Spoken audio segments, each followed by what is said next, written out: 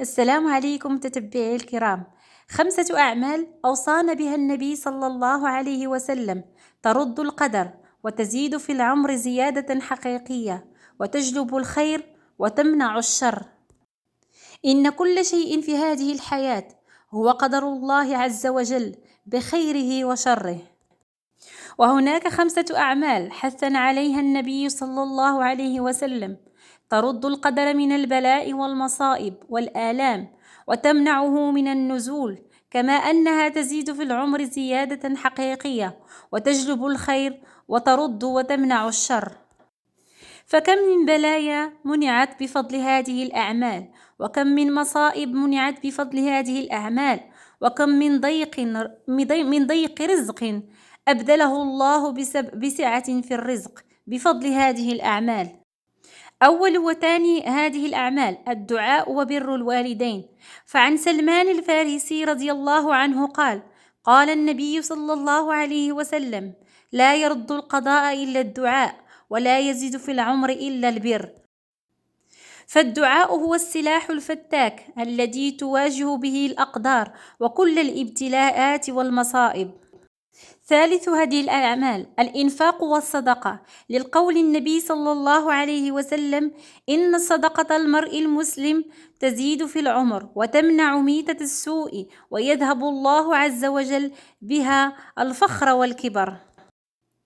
وعن أم سلمة رضي الله عنها أن النبي صلى الله عليه وسلم قال: صنائع المعروف تقي مصارع السوء، والصدقة الخفية تطفئ غضب الرب، وصلة الرحم زيادة في العمر، وكل معروف صدقة. ورابعا صلة الرحم.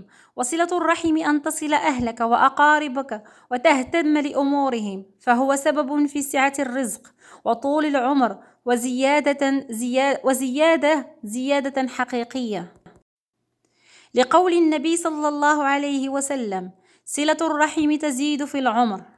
وقال صلى الله عليه وسلم: من يحب أن يبسط له في رزقه وأن ينسأ له في أثره فليصل رحمه.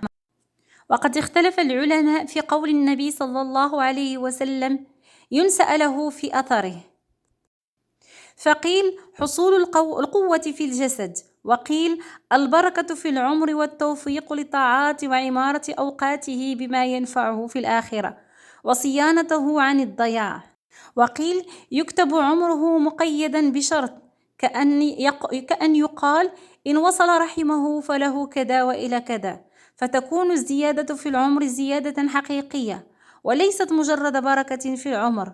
وهذا القول هو الأرجح والأصح عند العلماء. وخامسا كثرة التسبيح. فلو تأملنا القرآن الكريم لوجدنا أن التسبيح يرد القدر. ففي قصة يونس عليه السلام قال الله عز وجل: فلولا أنه كان من المسبحين للبث في بطنه إلى يوم يبعثون.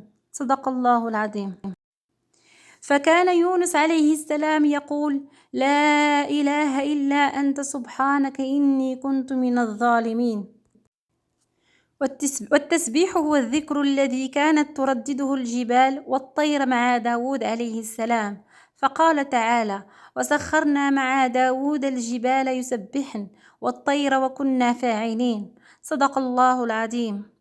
أتمنى الاشتراك في القناة وتفعيل زر الجرس ليصلكم كل جديد، والله تعالى أعلى وأعلم، والسلام عليكم.